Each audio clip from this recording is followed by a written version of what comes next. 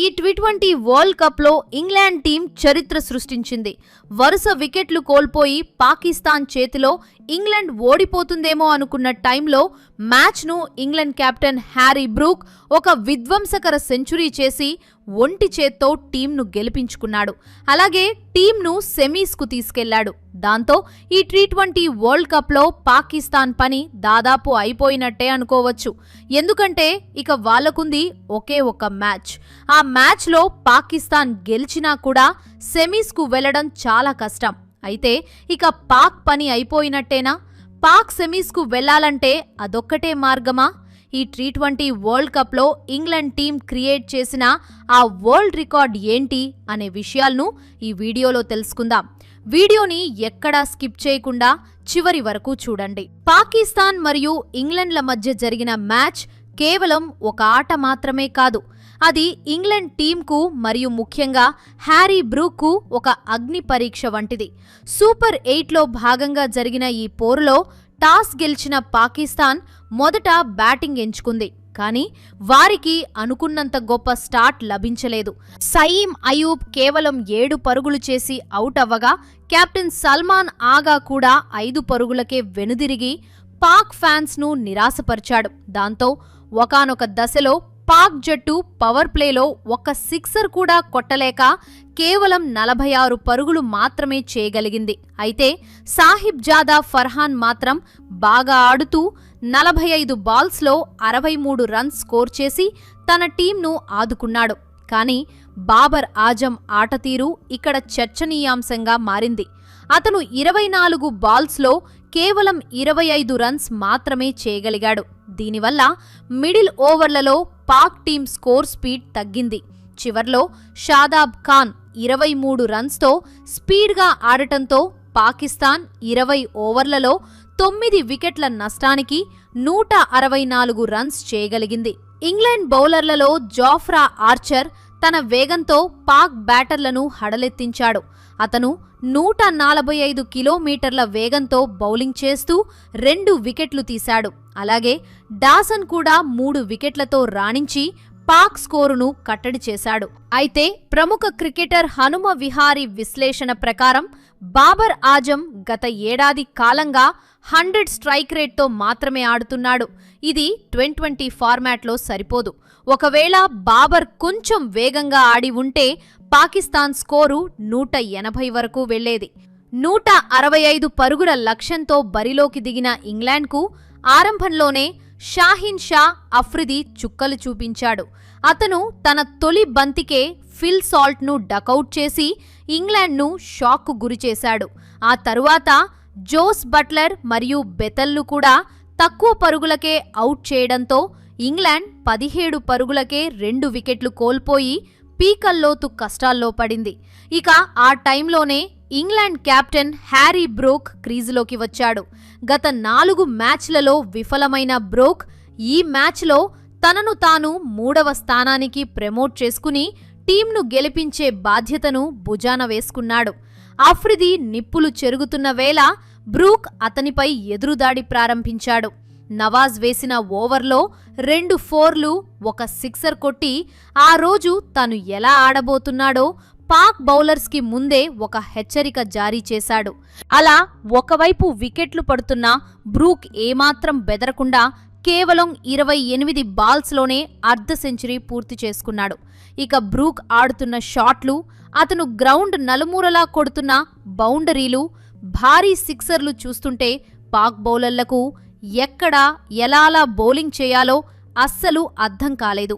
అలా బ్రూక్ తన విధ్వంసాన్ని కొనసాగిస్తూ షాహీన్ అఫ్రిది బౌలింగ్లో మిడ్ ఆఫ్ మీదుగా భారీ సిక్సర్ కొట్టి తన కెరీర్లో తొలి టీ20 శతకాన్ని మరియు వరల్డ్ కప్లో ఒక అపురూపమైన రికార్డును నమోదు చేశాడు. 50 బాల్స్లోనే 10 ఫోర్లు మరియు 4 సిక్సర్లతో అతను సెంచరీ పూర్తి చేసుకున్నాడు.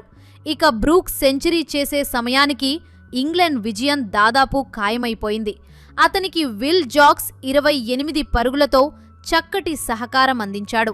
ఇక్కడ విశేషమేమిటంటే ఇంగ్లాండ్ ఇన్నింగ్స్లో బ్రూక్ సెంచరీ తర్వాత 2 అంకెల స్కోరు చేసిన వారు కేవలం విల్ జాక్స్ మరియు శామ్ కరన్లు మాత్రమే. చివరిలో ఇంగ్లాండ్ 6 పరుగుల వ్యవధిలో 3 వికెట్లు కోల్పోయి కొంచెం తడబడినా చివరికి 19.2 ఓవర్లలో 8 వికెట్ల నష్టానికి 166 పరుగులు చేసి ఘన విజయం సాధించింది. ఈ గెలుపుతో ఇంగ్లాండ్ టీ20 వరల్డ్ కప్ 2026లో సెమీఫైనల్కు చేరిన మొదటి జట్టుగా నిలిచింది.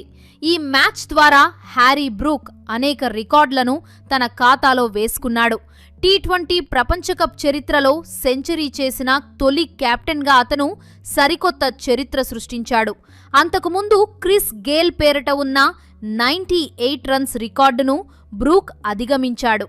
అంతేకాకుండా టీ20 ప్రపంచకప్లో ఇంగ్లాండ్ తరఫున ఫాస్టెస్ట్ సెంచరీ చేసిన ఆటగాడిగా కూడా నిలిచాడు. దీనితో పాటు బట్లర్, మలాంగ్ల తర్వాత టెస్టులు, వన్డేలు మరియు టీ20లు ఇలా 3 ఫార్మాట్లలో సెంచరీ చేసిన 3వ ఇంగ్లాండ్ ఆటగాడిగా బ్రూక్ గుర్తింపు పొందాడు. బ్రూక్ మాత్రమే కాదు, ఇంగ్లాండ్ టీం కూడా ఒక ప్రపంచ రికార్డును నెలకొల్పింది.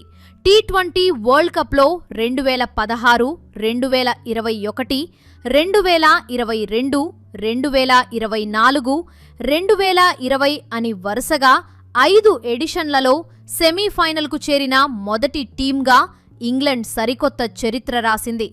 గతంలో ఈ రికార్డు పాకిస్తాన్ మరియు శ్రీలంకతో కలిసి సంయుక్తంగా ఉండేది. కానీ ఇప్పుడు ఇంగ్లాండ్ వారిని అధిగమించి అగ్రస్థానానికి చేరుకుంది. ఇక ఈ మ్యాచ్లో ఓడిపోయిన పాకిస్తాన్ పరిస్థితి చూస్తే చాలా దయనీయంగా ఉంది. ఈ ఓటమితో వారి సెమీస్ అవకాశాలు దాదాపు మూసుకుపోయాయి. ప్రస్తుతం పాకిస్తాన్ గ్రూప్ 2లో కేవలం ఒకే ఒక పాయింట్తో ఉంది. వారు సెమీస్కు వెళ్లాలంటే ఫిబ్రవరి 28న శ్రీలంకతో జరిగే మ్యాచ్లో భారీ ఆధిక్యంతో గెలవాలి. అది మాత్రమే సరిపోదు. న్యూజిలాండ్ తన తదుపరి 2 మ్యాచ్లలో అంటే శ్రీలంక మరియు ఇంగ్లాండ్పై ఓడిపోవాలి. ఒకవేళ న్యూజిలాండ్ ఒక్క మ్యాచ్ గెలిచినా అప్పుడు నెట్ రన్ రేట్ కీలకమవుతుంది. ప్రస్తుతం పాకిస్తాన్ నెట్ రన్ రేట్ -0.461గా ఉంది. ఇది చాలా తక్కువ. కాబట్టి పాక్ సెమీస్ చేరడం అనేది ఇప్పుడు ఇతర జట్ల ఫలితాలపై మరియు అద్భుతాలపై ఆధారపడి ఉంది.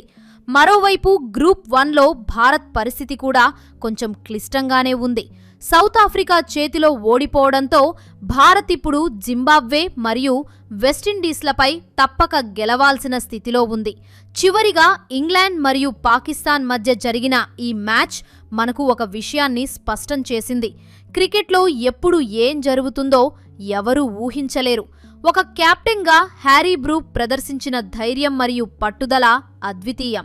విమర్శలు వచ్చినప్పుడు కుంగిపోకుండా తన ఆటతోనే సమాధానం చెప్పి జట్టును విజయతీరాలకు చేర్చడం నిజమైన నాయకత్వ లక్షణం. ఇంగ్లాండ్ ఇప్పుడు తమ 3వ టైటిల్ దిశగా దూసుకుపోతుండగా పాకిస్తాన్ మాత్రం ఇంటికి వెళ్లే దారిలో ఉంది. బాబర్ ఆజం నెమ్మదైన బ్యాటింగ్ మరియు పాక్ జట్టు సెలక్షన్ వైఫల్యాలు వారికి శాపంగా మారాయి. కాబట్టి రాబోయే రోజుల్లో గ్రూప్ 1 మరియు గ్రూప్ 2లో సెమీస్ రేసు మరింత ఆసక్తికరంగా మారనుంది. సో ఇది ఫ్రెండ్స్, ఈ వీడియో మీకు నచ్చితే ఒక లైక్ చేసి ఇలాంటి మరెన్నో ఇంట్రెస్టింగ్ వీడియోస్ కోసం మా ఛానల్ను సబ్స్క్రైబ్ చేసుకోండి.